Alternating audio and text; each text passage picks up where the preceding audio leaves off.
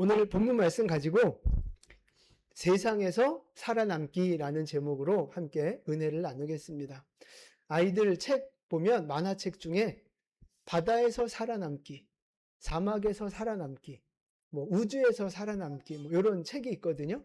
그 책의 제목을 따서 우리 성도는 세상에서 살아남기라는 제목으로 함께 말씀을 나누겠습니다.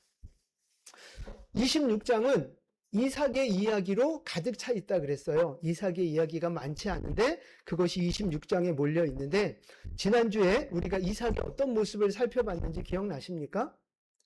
이삭이 뭘 받았어요? 하나님의 말씀을 받았어요. 아버지 아브라함이 받았던 말씀을 그대로 이어받았습니다. 그리고 그 말씀을 순종함으로 완성시켰고 이루어내는 삶을 살았다 하는 말씀을 드렸어요. 그래서 이삭은 뭘 잘했어요? 순종을 잘했다. 하나님의 말씀을 순종으로 완성시켰다. 그런 말씀을 드렸어요. 그래서 6절 말씀에, 6절 지난주 말씀이죠. 하나님이 그랄 땅에 머물라 하는 말씀을 하셔서 6절에 보면 그랄에 그냥 거주합니다. 다른 데 가지 않고 그랄에 거주합니다. 그렇게 순종했더니 순종의 결과가 뭐예요? 12절 말씀에 가보면 우리 12절 같이 읽어볼까요?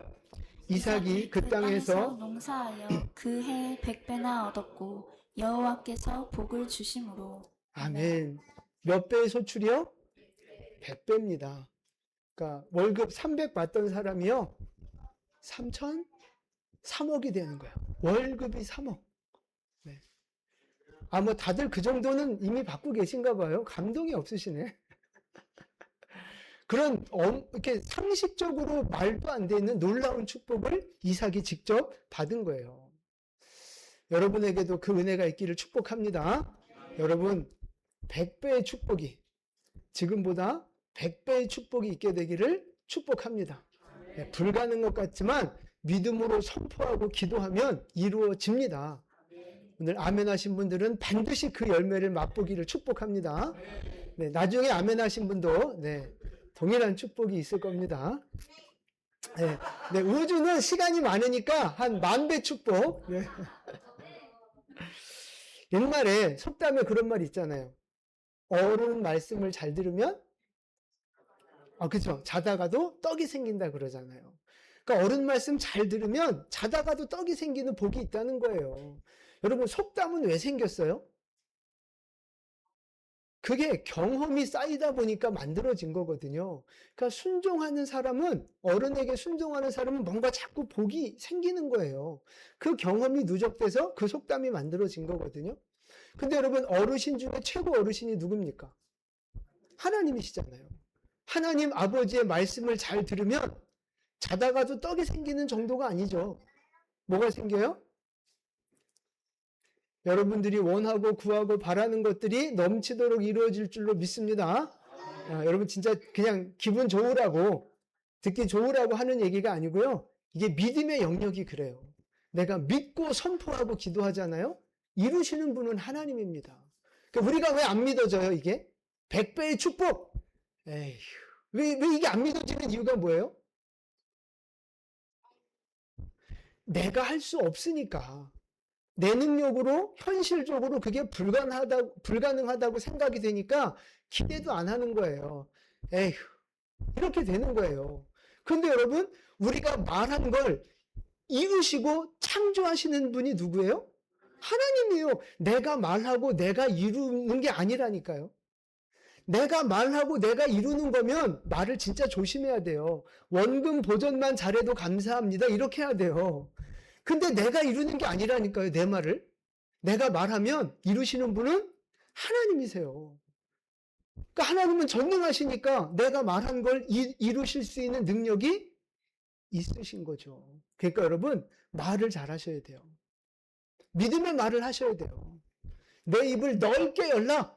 내가 채우리라. 하나님이 말씀하신 것처럼 믿음의 폭을 넓히고 믿음의 눈을 넓혀서 큰 것을 구하시고 넓은 것을 구하시기를 축복합니다.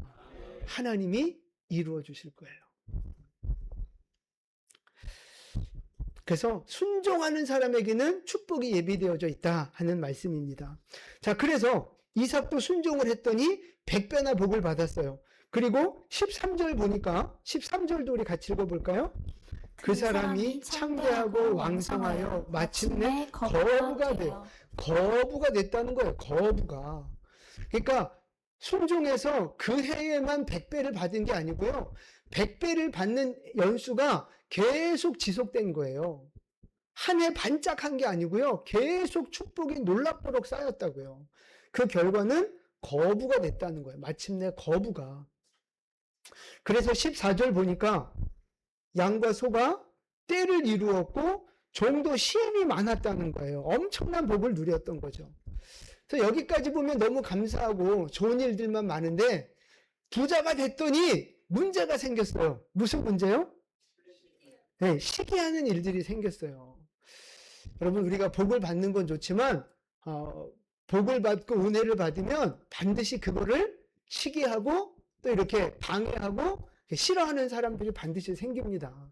그러니까 복을 받을 때 마음의 준비도 미리 하셔야 돼요. 그런데 어쨌든 블레셋 사람들이 이삭을 이제 시기해서 뭐 해요? 아브라함이 팠던 그 우물을 메꿔버리고요. 너 나가! 쫓아버리는 거예요.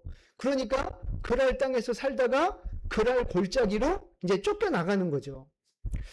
여러분, 시기와 비슷한 말이 뭐예요? 우리가 같이 쓰는 말이 질투. 시기 질투. 시기 질투 여러분 언제 합니까?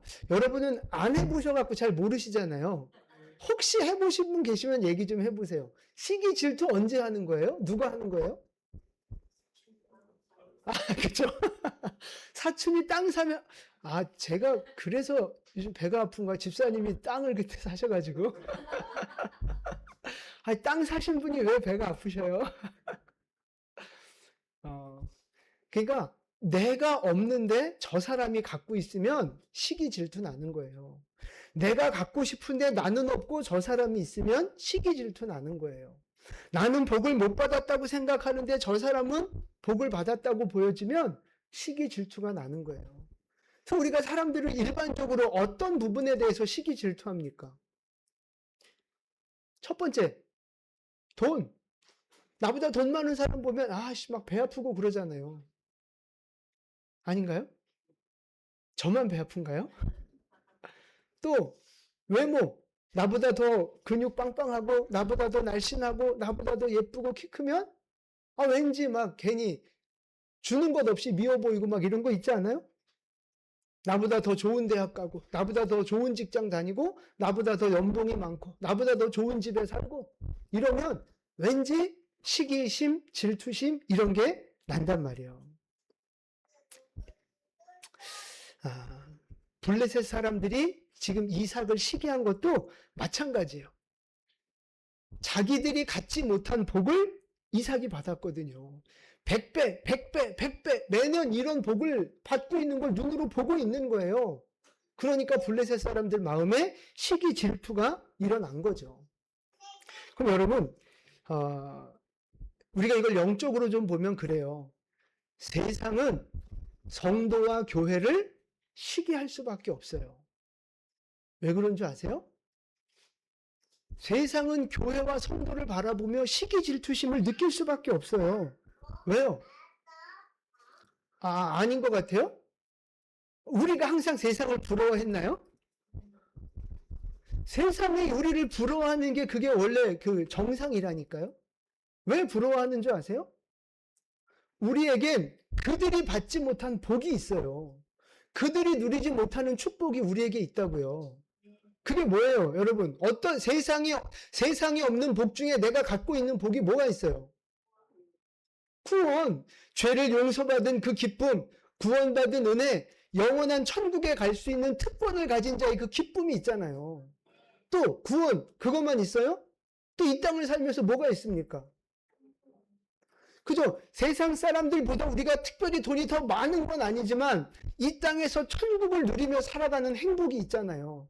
하나님의 보호하심 속에서, 하나님의 임재하심 속에서 하나님과 동행하면서 기쁘게 살고 감사하게 살고 예수 때문에 행복한 그 인생을 우리가 살아가잖아요. 고난이 와도 좌절하지 않고 하나님 앞에 감사하면서 주신 것에 만족하면서 상황이 어려워도 더 큰 소망을 꿈꾸면서 행복하게 기쁘게 소망 가운데 살아가는 거, 그게 우리 그리스도인 아닙니까? 여러분 지금 그렇게 살고 계시지 않나요? 그 모습이, 그 영적인 하나님으로부터 나오는 그 축복이 세상에 있어요, 없어요? 없어요. 그러니까 그들이 없는 게 우리에게 있기 때문에 세상은 교회를, 성도를 시기하고 질투할 수밖에 없다니까요. 그게 당연한 거예요. 그게 당연한 거. 그래서 세상이 우리를 시기 질투하는데 이게 두 가지 방향으로 반응이 나옵니다. 부정적이고 공격적인 그 모습으로 반응이 나오면 교회를 향해서, 성도를 향해서 어떻게 돼요? 세상이? 너네만 잘났냐? 뭐 이러면서 교회를 핍박하고 교회를 욕하고 괜히 막 그 트집 잡아가지고 막 이렇게 복음을 방해하고 이런 일들을 하는 거예요. 여러분 영적으로 보면 다 그런 이유가 있는 거예요. 그런데 그 세상의 질투와 시기가 긍정적인 모습으로 반응하고 나타나잖아요. 그럼 어떻게 반응하는 줄 아세요? 나도 교회 가고 싶다. 이런 반응이 나오는 거예요. 네가 믿는 예수, 나도 믿고 싶다. 나도 예수 믿는 사람들이 누리는 저 뭔가의 저 기쁨, 뭔가 우리는 모르는 그 저 행복과 축복, 나도 저런 거 좀 누리고 싶다. 나도 교회 가면 너처럼 행복해질 수 있니? 이렇게 반응이 나오는 거예요. 여러분, 우리가 세상을 향해 그런 시기를 당하는 행복한 성도가 됐으면 좋겠어요. 이미 갖고 있잖아요. 세상에 없는 복, 세상이 줄 수도 없는 복, 세상이 알 수도 없는 그 복을 이미 우리 가진 자들입니다. 세상이 우리를 부러워하게 하는 여러분 되시기를 축복합니다. 그러니까 예수 믿는 그 기쁨, 그걸 보여주시는 거예요. 근데 제가 보니까 어떤 분들은요, 교회를 다니는데 세상을 부러워하는 사람들이 있어요. 예수를 믿는데 세상을 부러워해요. 여러분 솔직히 말해보세요. 세상 부러워해 본 적 있어요, 없어요? 아, 많습니까? 제가 제대로 몰랐네요. 뭐가 부럽습니까? 세상에서 뭐가 부러워요? 많다면서요. 아니 뭐 여기만 봐요. 뭐 여러분은 안 부러워요? 마음대로 할 수 있는 거. 놀러 가고 싶으면 놀러 가고, 뭐 술 담배 뭐 기본이고, 뭐 그냥 내가 그냥 어디 얽매이는 것 같지 않고 그냥 내가 자유롭게 살아가는 것 같잖아요. 세상 사람들은 돈도 뭐 더 잘 버는 것 같고, 막 이 화창한 이 날씨에 좋은데 놀러 가면 그게 더 기쁨인 것 같고, 그래서 세상이 막 부러워 보이고, 아유 나도 하늘을 보고 오늘 이렇게 보면, 아 오늘 주일만 아니었으면 나도 놀러 갔을 텐데, 뭐 이런 마음 들 때 있지 않습니까? 나도 예수만 아니었으면 나도 저기 투자해가지고 나도 크게 한 건 했을 텐데, 뭐 이런 거 있지 않아요? 근데 여러분, 부러워하면 뭐 하는 거예요? 지는 거잖아요. 부러워하면 지는 거라고요. 세상을 부러워하는 성도가 되지 마시고 세상이 부러워하는 성도가 되시기를 축복합니다. 그래서 이삭이 순종해서 100배의 소출을 얻었던 것처럼 우리 성도들은요, 물질적인 축복도 많이 받게 되기를 축복합니다. 그게 하나님의 약속이에요. 물질적인 축복. 근데 거기에 더해서 영적인 축복, 그것을 더 많이 받는 여러분 됐으면 좋겠어요. 영적인 축복, 육적인 축복 다 우리의 것이에요. 하나님이 주시는 거예요. 하나님의 자녀된 우리가 영과 육의 모든 축복을 누리는 건 당연하다고요. 자연스럽다고요. 세상에 그 축복을 보여주는 여러분 되시기를 축복합니다. 그래서 세상 사람들이 우리에게 그런 말을 하는 거예요. 너는 교회 다녀서 좋겠다. 너는 하나님 믿어서 그렇게 잘 되니까 너무 좋겠다.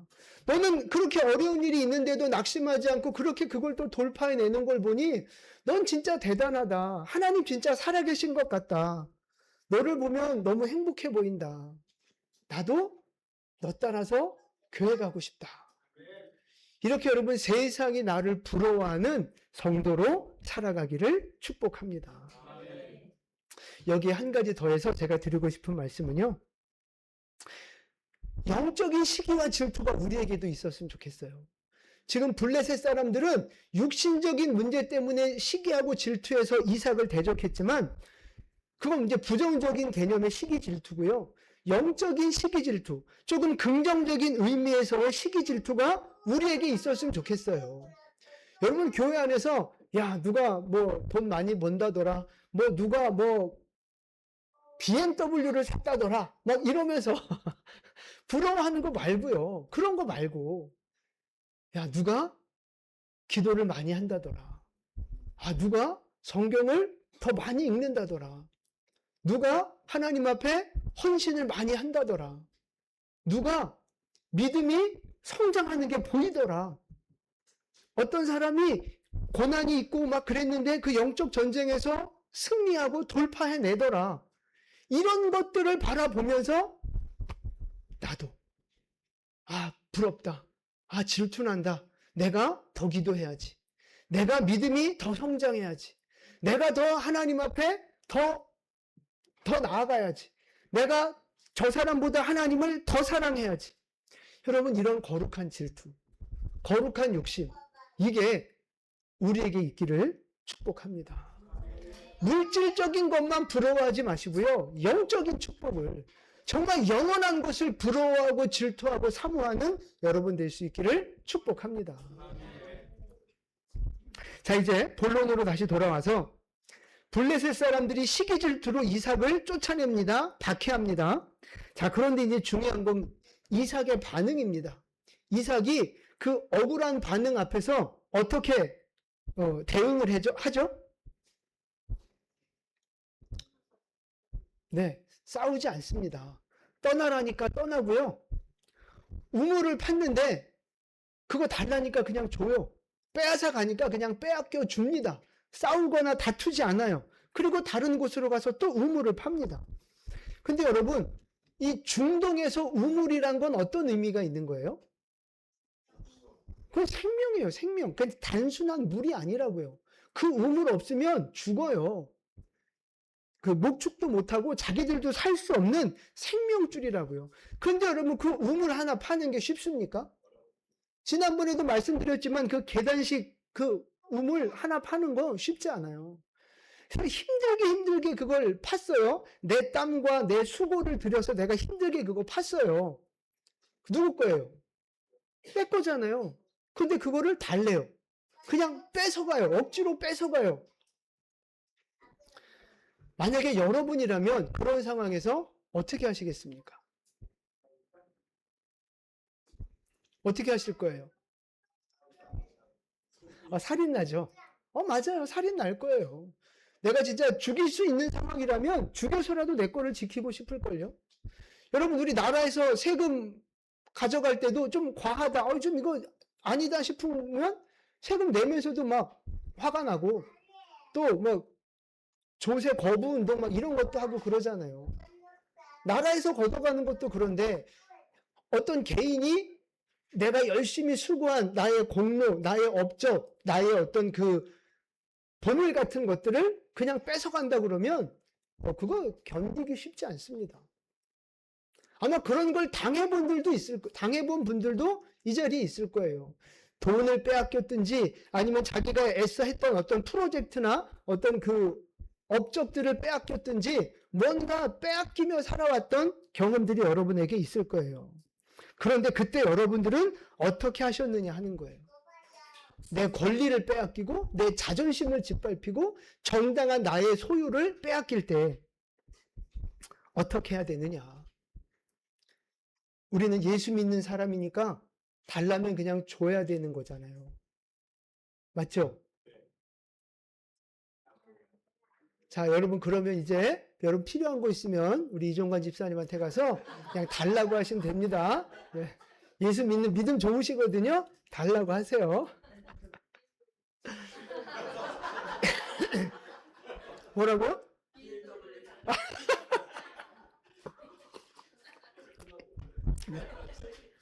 제가 타봤는데 좋아요.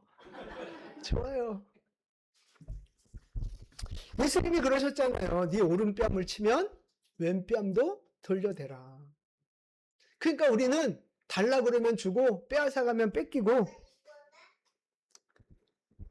그래야 될 것 같은데 막상 그러자니 속이 뒤집혀서 못 사는 거죠. 너무 억울한 거죠. 이게 신앙과 이렇게 살아야 될 것 같은 마음과 현실적인 어떤 그 분노와 이 억울함, 이게 해결이 안 되는 거예요. 그러니까 막 어떻게 해야 될지 몰라서 고민하고 힘들어하는 성도들이 많다는 거죠. 그래서 성도가 세상에서 살아남기, 성도가 세상에서 살아가는 방법을 오늘 속 시원하게 알려드리도록 하겠습니다. 사이다가 있으면 한 잔 먹고 시작하면 좋겠는데. 세상에서 살아남기 그 첫 번째 뭐냐? 내 소유물을 지키고 나의 것을 지키는 것은요, 당연한 겁니다. 그건 본능입니다. 하나님이 우리에게 주신 본능이에요. 당연한 거예요. 지키셔야 됩니다. 싸워서라도 지키셔야 되는 거예요. 내 것을. 여러분, 하나님은 자기 백성, 자기 사람들, 내 백성 지켜요, 안 지켜요? 하나님의 영광 빼앗겨요, 안 빼앗겨요? 안 빼앗겨요. 하나님도 자기 영광을 빼앗기지 않고 자기 백성이 누가 건드는 걸 못 참아하세요. 내 백성, 내 영광, 내 거, 이건 하나님이 갖고 계신 성품이고요. 그 성품대로 우리를 만드셨기 때문에 우리에게도 내 것에 대한 소중함, 내 것을 지키고자 하는 본성이 우리에게 있는 거예요. 그래서 누가 내 거 뺏어가려고 한다? 그냥 지키셔야 돼요. 싸워서라도 내 걸 지키셔야 됩니다. 예수 믿으니까 그냥 바보처럼 그냥 막 속은 불타 죽겠는데 막 억지로 그냥 막 이러면서 그냥 뺏기고 이러지 마시라고요. 지키셔야 됩니다. 내 소유, 내 자존심, 내 자존감, 내 가족, 내 사업 지키셔야 되는 거예요. 자, 이게 첫 번째 방법입니다. 지키셔야 돼요, 여러분 거. 자, 두 번째는 뭐냐? 때로는 양보할 수도 있고 손해볼 수도 있다는 거예요. 누군가 달라 할 때, 뺏어갈 때 그걸 내가 그냥 포기하고 줄 수도 있다는 거예요. 근데 그게 언제요? 아무 때나가 아니에요. 언제요? 하나님이 나에게 감동 주실 때. 내가 기도해서 그 문제가 일어났을 때 하나님 앞에 그 문제를 놓고 기도할 때 하나님이 주라는 감동을 주시면 그냥 포기하고 줄 수 있는 거예요. 근데 기도했는데 하나님이 아니야, 너 네 거야, 네가 지켜, 그런 마음 주시면 싸워서라도 지켜야 되는 거예요. 근데 포기해라 그러면 그냥 줄 수 있어야 되는 거예요. 그러니까 가장 기본적으로 내 것을 지켜야 하지만, 본성을 따라 내 걸 지켜야 하지만 하나님이 감동을 주시면 그 감동이 더 우선이라 이런 거죠. 내 본성보다 하나님의 뜻이 더 우선되어져야 한다라는 거예요. 그래서 기본과 상식대로 살되 기도해보고 하나님이 응답을 주시는 대로 결정하는 것이 올바른 방법이다라는 말씀입니다. 근데 이제 여기서 저는 한 걸음을 더 나가고 싶은 거예요. 그게 뭐냐? 세상 사람들이 생각할 수도 없고 할 수도 없는 그 수준까지 우리는 나갈 수 있어야 된다는 거죠. 자, 누가복음 6장 32절 말씀인데요. 함께 봉독하겠습니다. 너희가 만일 너희를 사랑하는 자만을 사랑하면 칭찬받을 것이 무엇이냐? 죄인들도 사랑하는 자는 사랑하느니라. 아멘. 여기서 말하는 죄인들은요, 그냥 세상 사람들을 말하는 거예요. 세상 사람들은 다른 사람을 사랑합니까? 안 합니까? 다른 사람 사랑하죠.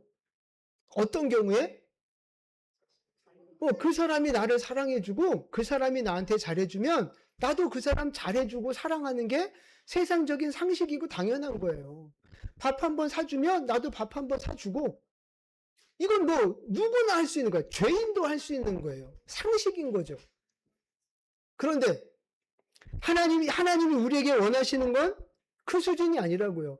죄인들도 하는 그 수준, 세상 사람들도 하는 그 수준을 우리 성도들에게 요구하시는 게 아니에요. 그거보다도 한 차원 높은 걸 원하신다고요.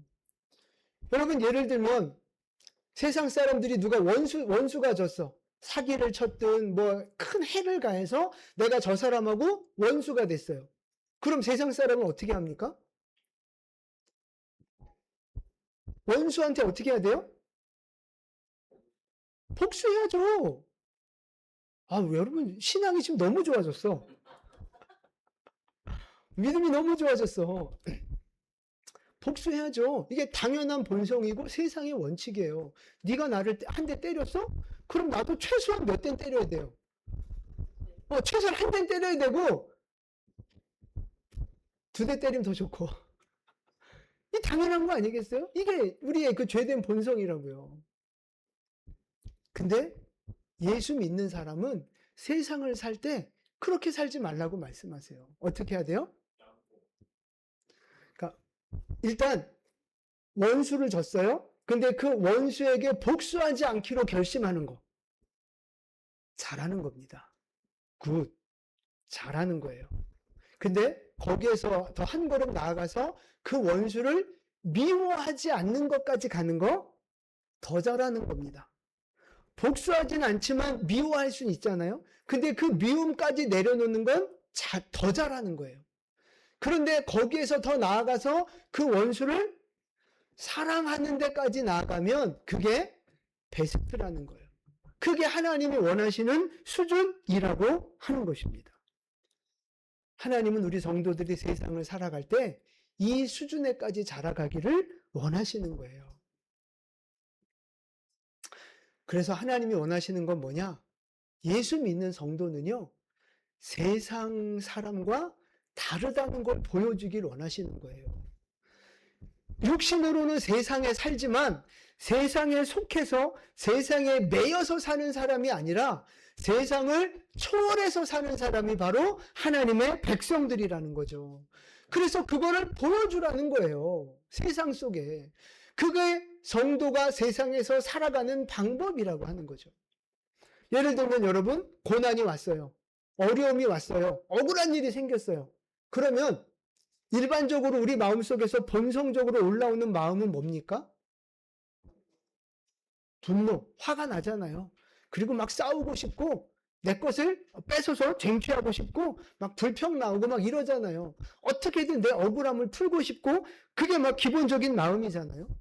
근데 하나님의 은혜를 받고 응답을 받은 사람들은 그런 억울하고 힘든 상황 속에서도 뭐 해요? 감사할 수 있고 배려할 수 있고 양보할 수 있고 오히려 그들을 섬기는 자로 살아갈 수 있고 세상에 이해할 수 없는, 세상이 할 수 없는 것을 보여주는 거예요. 하나님의 뜻이라면, 하나님이 응답 주셨다면 기꺼이 손해보고 내려놓을 수 있는 그런 마음이, 태도가 우리에게 있어야 된다는 거죠. 반대 상황에서 내가 형통해요. 내가 잘 나가요. 지금 뭔가 하나님이 복을 주셔서 내가 지금 문제가 없이 잘 나가고 있어요. 그러면 일반적으로 드는 마음은 뭡니까? 그 사람 마음속에. 어떤 마음이 들어와요? 교만한 마음이 들어옵니다. 거의 대부분이. 교만한 마음이 들어와요. 말은 아니라고 할지 몰라도 그 마음속에 교만이 싹트게 돼 있어요. 그러면서 나만큼 복받지 못한 사람, 나만큼 형통하지 못한 사람을 보면 무슨 마음이 생겨요? 멸시하는 마음이 생긴다고요. 밑으로 깔보는 마음이 생긴다니까요. 이게 죄성을 가진 인간의 기본적인 마음이에요. 그런데 예수 믿는 사람은 그런 상황, 형통하는 상황이 있을 때 어떻게 해야 돼요? 그죠? 겸손해져야 하고 섬겨야 하는 거예요. 이건 내 힘이 아닙니다. 하나님의 은혜입니다. 영광을 하나님 앞에 돌리고 하나님 앞에서 겸손해지셔야 되는 거예요. 그리고 하나님이 주신 그 은혜와 축복과 능력을 가지고 뭐 해야 돼요? 섬기는 자로 살아가야 되는 거예요. 약한 자, 가난한 자, 없는 자, 필요한 자들을 섬기는 자로 살아가야 되는 거라고요. 이것이 성도가 세상을 살아가는 방법이에요. 그리고 여기 하나 더 추가하면 뭐냐? 하나님의 살아계심을 보여주는 거죠. 그러니까 지금까지 억울한 상황, 형통한 상황에서 보여주는 건 그냥 인간의 어떤 성품으로 보여질 수 있거든요. 성품으로. 근데 세 번째는 뭐냐? 진짜 영적인 거. 진짜 하나님이 살아계시다는 걸 보여주는 거예요. 그래서 나 하나님 믿어. 하나님이 기도하면 응답하셔. 이거를 보여주고 들려주는 거예요. 그래서 우리가 기도하면 하나님이 응답하신다는 사실. 우리가 기도할 때 하나님이 문제를 해결해 주신다는 거. 그거를 세상에 보여주는 거예요. 예수 이름의 능력이 있어서 예수 이름으로 기도하면 귀신도 떠나가고 질병도 고쳐지고 기적이 일어난다는 거예요. 한 걸음 더 나아가 죽은 자도 살렸으면 좋겠어요. 그 예수 이름의 능력, 여러분 성경에 약속된 말씀이고 능력 아닙니까? 그거를 그 능력과 은혜를 내가 받아 누리면서 세상에 보여주는 거예요. 진짜 하나님 살아계시다고. 그래서 여러분 세상 사람들을 만나실 때 항상 이렇게 어려운 일들이 있잖아요. 그러면 그 사람들한테 가서 그렇게 꼭 얘기하십시오. 내가 기도해 줄게. 내가 기도해 줄게. 그러면 그렇게 말했으면 여러분 진짜 와서 기도하셔야 돼요. 말로만 기도할게 하고 잊어버리지 말고 진짜 내가 기도해 줄게 했으면 진짜 교회 오셔서 간절하게 여러분 기도하셔야 돼요. 그러면 하나님의 역사가 일어납니다. 우리가 예수 이름으로 기도할 때 기적이 일어나고 문제가 해결되는 걸 보여주는 거예요. 그러면 만약에 문제가 해결되지 않아도 내가 너를 위해 기도한다는 걸 말해주고 그 과정을 통해서 그 사람이 하나님을 알게 되고 하나님의 은혜를 입는 기회가 된다는 거죠. 그러니까 고난당하는 세상 사람한테 내가 당신을 위해서 기도하겠습니다라고 말하는 건 그것이 우리가 원하는 대로 응답이 되든 안 되든 상관없이 하나님이 일하시는 방법이라는 거예요. 우리가 세상에서 하나님의 사람으로서 세상에 보여주어야 할 태도이고 반응이라는 사실입니다. 근데 우리가 기대하고 믿는 건 뭐예요? 기도하면 하나님이 역사하시는 거예요. 문제가 해결되어지고 기적이 일어나고 병도 고쳐지고 기적을 경험하는 거예요. 기적을 경험하는 거. 예수 이름의 능력, 우리가 예수 이름으로 기도하고 축복하고 명령할 때 영적 세계가 움직인다고요. 영적 세계가 움직이면 우리의 현실 세계에 기이한 일, 놀라운 일, 기적 같은 일이 일어난다고요. 믿으시면 아멘. 우리가 기도하면 먼저 영적 세계가 움직이는 거예요. 하나님이 일하기 시작하면 이 땅에서도 기적 같은 일들이 일어난다고요. 여러분에게 진짜 이 믿음이 있게 되기를 축복합니다.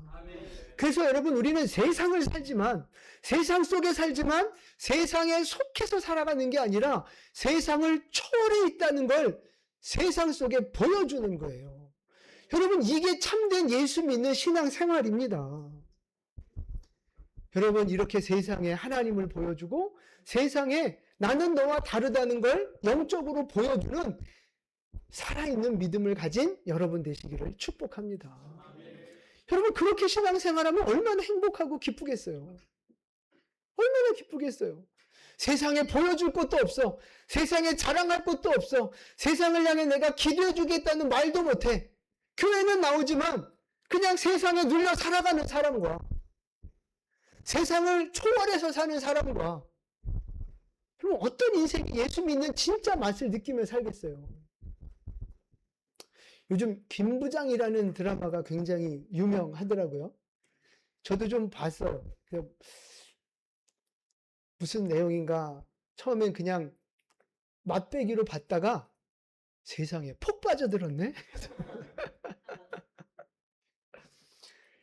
거기서 그런 얘기가 나와요. 그 양아치, 그 금리빨한 그 양아치가 깡패한테 실컷 그 보디가드한테 실컷 두드려 맞고 쓰러져가지고 피를 질질 흘리면서 그러는 거예요. 뭐 너는 인생의 맛은 쓴맛도 있고 단맛도 있다. 뭐 이러면서 제가 정확하게 그 멘트를 기억 못 하는데 뭐 양아치는 무슨 맛으로 사는 줄 아냐? 뭐 이러는 거예요. 양아치는 피맛이야. 그러는 거예요. 양아치는 피맛이야. 근데 그 대사가 제 마음속에 훅 들어왔어요. 성도는 피맛으로 사는구나. 예수 믿는 사람은 예수 피맛으로 사는 거예요. 보혈의 능력. 보혈의 능력. 모든 문제를 해결하는 예수 보혈의 능력. 여러분, 그 예수 피맛을 맛보는 여러분 되시기를 축복합니다. 그 예수 피맛으로 살아가는 행복하고 능력 있는 신앙생활 될 수 있기를 축복합니다. 피맛 맛있습니다. 근데 여러분, 왜 우리가 이렇게 살아가야 되는 줄 아세요? 왜 세상에 하나님을 보이고 예수 이름의 능력을 보이고 피맛을 보여줘야 되는지를 아세요? 창세기 12장 3절 말씀입니다. 우리 함께 봉독하겠습니다. 땅의 모든 족속이 너로 말미암아 복을 얻을 것이라 하신지라. 아멘. 누구에게 주신 말씀이에요? 아브라함을 처음 부르실 때 하셨던 말씀이에요. 내가 너에게 자손을 주고 땅도 주고 내가 너한테 복을 줄 거다. 근데 거기서 끝나는 게 아니에요. 너에게 준 그 복이 어디까지 흘러가요? 모든 족속, 땅끝까지 온 세상에 흘러가게 하겠다는 거예요. 그게 하나님의 계획이에요. 그러니까 하나님의 축복은 누구에게 먼저 부어지는 거예요? 아브라함에게, 예수 믿는 사람에게, 교회에 먼저 부어지고요. 그 복이 세상으로 흘러가게 하시는 것이 하나님의 방법이고 계획이라는 거예요. 그러니까 하나님이 아브라함을 부르신 이유는 결국 누구한테 복 주려고 하는 거예요? 온 세상에 복 주려고 하는 거예요. 하나님이 교회를 세우시고 저와 여러분들을 세상 속에서 불러내신 이유는 결국 누구에게 복 주려고 하는 거예요? 세상에 복 주려고 하시는 거예요. 영적인 구원과 하나님으로부터 오는 축복들을 세상에 흘려보내게 하시려고 저와 여러분들을 부르신 줄 믿으시기를 바랍니다. 그러니까 성도는요, 교회는요, 세상을 복되게 하는 복의 근원입니다. 우리는요, 세상에 하나님의 복을 흘려보내는 복의 통로예요. 그게 우리 성도의 정체성이라고요. 사명이라고요. 그런데 그런 사명을 갖고 이 땅에서 부름받았는데 세상하고 싸우면 되겠어요? 내 옆에 있는 사람들하고 이렇게 긴장하고 신경 쓰면서 싸우면 되겠어요? 하나님은 우리를 세상에서 싸우고 세상 사람들과 부딪히라고 부르신 게 아니고요. 세상 사람을 섬기라고, 세상 사람에게 복을 흘려보내라고 우리를 부르셨다니까요. 그럼 물론 개인적인 차원과 이 국가나 교회 공동체적인 차원에서는 적용하는 모습이 다릅니다. 싸워야 할 땐 싸워야 되는 거예요. 근데 오늘은 개인적인 차원에서만 말씀을 드리는 거예요. 하나님이 나를 부르셔서 세상 속에 집어넣으신 이유, 믿지 않는 가족들 속에, 믿지 않는 직장 동료들 속에 나를 집어넣으신 이유는 뭐냐? 나를 통해 그 사람이 하나님의 복을 받게 하는 거예요. 나는 그 통로라고요. 예수 믿지 않는 사람들이 어떻게 하나님을 알고 예수를 알아요? 어떻게 하나님을 보고 예수를 봐요? 교회 나오지도 않는 그 사람들이 어떻게 하나님을 아냐고요? 누굴 통해서 아는 거예요? 나를 통해서 아는 거라니까요. 그러니까 하나님이 나를 이 사람하고 연결시켜 준 이유, 내 직장에서 이 사람을 만나게 하신 이유, 우리 가정에 믿지 않는 이 아버지를 어머니를 만나게 하신 이유, 나를 통해 이 사람 복받게 하려고, 나를 통해 이 사람 구원받게 하려고, 그래서 나를 부르시고 사람과의 관계를 만드신 줄 믿으시기를 바랍니다. 그런 목적으로 하나님이 이 사람과 나를 연결시켜 주셨는데 이 사람하고 맨날 신경 쓰고 막 싸우고 상처 주고 그러면 그 사명이 망가지는 거잖아요. 그래서 성도는 할 수 있으면 세상 사람들과 화평하게 살아가는 것이 하나님의 뜻입니다. 근데 이제 여기서 아까도 처음부터도 말씀드렸지만 내가 싸워서 지켜야 할 것이 있고 내가 포기하고 양보해야 될 영역들이 있어요. 이걸 잘 구분을 하셔야 되는 거예요. 그래서 가장 본질적으로 내가 절대 양보할 수 없는 게 있어요. 세상 사람, 그 누구라도 내가 절대 양보할 수 없는 거. 여러분, 그게 뭘까요? 싸워서라도 내가 지켜야 될 부분이 있어요. 그게 뭐예요? 그렇죠. 영적인 거예요. 죄와 관련된 거고요. 하나님의 그 법을 대적하는 것하고는요, 싸워서라도 내가 지켜야 됩니다. 예를 들면, 뭐, 주일 성수 못하게 하는 거. 직장에서 자꾸 이렇게 부르면서, 출근 못하게 하고, 교회 다니면 막 이렇게 좀 꼽주고 막 이러는 거 있잖아요. 그런 거 싸우셔야 되는 거예요. 물론 지혜롭게 싸우셔야 되는 거예요. 그리고 뭐 회사에서 막 요즘에도 그런 거 하더라고요. 고사 지내고 막 이런 거 있잖아요. 그리고 뭐 불법적인 방법으로 이렇게 막 뭔가 이렇게 영업하게 하고 막 회사를 이렇게 하게 만드는 것들 있잖아요. 그런 죄를 나한테 요구할 때는요, 단호하게 끊으셔야 되고요. 그런 문제하고는요, 싸우셔야 돼요. 하나님의 뜻에 반대되는 걸 나에게 요구한다? 죄짓게 하는 걸 요구한다? 내 믿음의 자유를 방해한다? 이런 것하고는 싸우셔야 됩니다.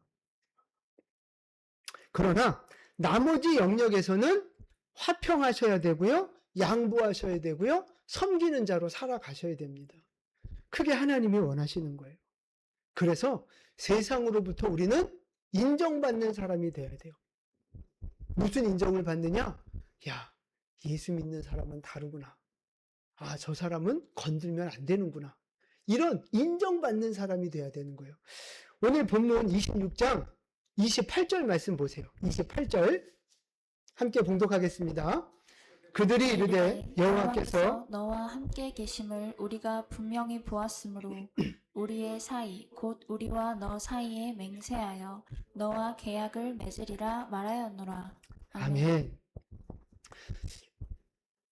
26절부터 내용이 무슨 내용이냐면 이삭이 쫓겨나갔잖아요. 그런데 너무 잘 되는 거야. 너무 형통한 거야. 그러니까 그걸 이 아비멜렉이 지켜본 거예요. 가까운 거리니까. 지켜보면서 이삭은 뭔가 다르네? 이삭이 섬기는 하나님? 진짜 뭔가 능력이 있으시네? 아, 이삭을 지켜주시네? 이거를 본 거예요. 느낀 거예요. 그래서 야, 안 되겠다. 이삭한테 와서 먼저 손 내미는 거예요. 평화조약을 맺자고 하는 거예요. 우리 사이좋게 지내자. 내가 너 나가라고 한 거 미안하다. 우리 사이좋게 지내자. 평화조약을 맺는 거예요. 이삭의 삶을 보고 이삭의 믿음을 보고 세상이 이삭을 인정한 거예요. 그의 믿음과 그의 삶과 그가 섬기는 하나님을 인정하게 된 거예요. 그러니까 처음에는 세상이 이삭을 보고 막 큰 소리치고 부정적인 반응으로 시기하고 질투하며 그랬는데 나중에 시간이 지나고 나보니 이 세상이 이삭 앞에 와서 무릎 꿇는 거예요. 이삭을 높이고 인정해 주는 거예요. 그런 말이 있잖아요. 지는 것이 이기는 것이다. 그런 말이 있잖아요. 성도는요, 세상 앞에서 먼저 져줄 수 있는 사람이 돼야 돼요. 여러분, 기도해 보시고 결정하셔야 되는 문제지만 하나님이 뜻하시면 져주는 사람이 될 수 있어야 돼요. 그러면 처음에는 손해보는 것 같고 그게 내가 너무 억울할 것 같고 그러지만 결국은 그게 이기는 길입니다. 결국은 그게 하나님이 나를 높이시는 방법이고 과정이라는 거예요. 그래서 세상 사람들이 할 수 없는 방법, 생각할 수 없는 그 방법으로 우리가 세상을 섬기고 세상에서 살아갈 때 결국 그 세상 사람들이 우리에게 와서 고백하는 거죠. 네가 믿는 하나님이 진짜구나. 네가 진짜 믿음의 사람이구나. 하나님은 진짜 복 주시는 분이구나. 예수 믿는 너는 뭔가 다르구나. 그렇게 인정하고 고백하면서 뭐라고 말하겠어요? 나도 너 따라서 교회 가고 싶다. 나도 너처럼 예수 믿고 싶다. 나도 너처럼 행복하게 살고 싶다. 여러분, 세상으로부터 이런 고백을 듣는 여러분 되시기를 축복합니다. 세상이 그런 면에서 우리를 높여주고 우리를 인정해주는 삶을 살아가야 되는 거예요. 여러분, 지금 여러분은 세상 속에서 어떻게 살아가고 계십니까? 정말 예수 믿는 사람답게 예수 피맛을 보여주고 거룩한 믿음의 모습을 보여주면서 세상 사람들에게 선한 영향력을 끼치며 살아가고 계십니까? 아니면 세상과 싸우고 세상 사람들을 오히려 힘들게 하면서 복음을 가로막는, 아니면 예수 이름이 무능한 것처럼, 믿음이 무익한 것처럼 그냥 세상 속에서 나를 드러내지 않고 그렇게 살아가고 계십니까? 세상에서 거룩하게 살아남는 성도님들 되시기를 축복합니다. 여러분, 그러기 위해서 정말 중요한 게 있어요. 우리가 꼭 해야 되는 거. 그게 뭔지 아세요? 기도하는 겁니다. 아까도 말씀드렸잖아요. 우리 기본적인 어떤 상식이 있고 본능이 있어요. 그리고 우리는 기본적으로 하나님의 뜻이 뭔지는 큰 테두리 안에서 기본적인 하나님의 뜻을 알아요. 근데 뭐가 부족해요? 말씀도 부족하지만 기도가 많이 부족합니다. 그러니까 알고는 있지만 이걸 살아낼 힘이 없는 거예요. 하나님의 뜻이 대충 뭔지는 알겠는데 그렇게 살아낼 수 있는 힘이 없는 거예요. 그게 바로 기도하지 않기 때문에 그래요. 그래서 기도하셔야 됩니다. 기도하셔야 세상에서 거룩한 성도로 살아남을 수 있는 거예요. 세상을 복되게 하는 축복의 통로가 될 수 있는 거예요. 여러분, 기도하시기를 축복합니다. 기도하시기를 명령합니다. 여러분, 얼마나 기도하시면 좋겠어요? 네, 하루에 11조. 말씀과 기도로 하루 11조. 그래서 저는 이렇게 한번 권면해 드리고 싶어요. 정말 말씀과 기도로 하루에 11조를 하나님 앞에 드리는 건 기본이다, 기본. 그러니까 초신자나 그냥 성도, 그냥 일반 성도들은요, 하루에 1시간 이상은 좀 기도했으면 좋겠어요. 최소한. 하루에 1시간 이상 기도하고 1시간은 또 성경 보고, 이러면 하루에 11조 드릴 수 있는 거거든요. 하루에 1시간 이상은 좀 기도하셨으면 좋겠어요. 이게 기본값으로, 모든 성도들이. 근데 여기에서 이제 중직자, 뭐 안수 집사나 권사나 뭐 이제 장로나 이제 이렇게 되면 그분들은 기도 시간은 하루 2시간 이상 했으면 좋겠어요. 뭐 꼭 그렇게 하라고 제가 강요하는 건 아니지만 그냥 그 정도 수준이 되면 좋겠다는 말씀을 드리는 거예요. 그리고 이제 목회자 되면 3시간 이상은 기도하면 좋겠다. 그런 이제 생각과 기준을 이렇게 좀 세우게 되더라고요. 그랬으면 좋겠어요. 아무도 아멘을 안 하시네. 하든지 말든지 뭐. 기도하는 자는 복 받을 거고 기적을 경험할 거고요. 기도 안 하는 사람은 그냥 뭐 세상에 눌려 살 거고요. 뭐 알아서 하세요.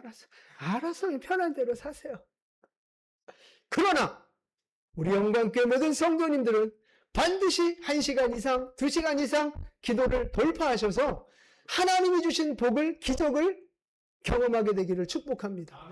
이 험한 세상에서 거룩한 성도로 살아남는 이 하나님의 사명에 반드시 승리하시는 행복한 신앙생활하는 여러분 되시기를 예수님의 이름으로 축복합니다. 아멘. 기도하겠습니다.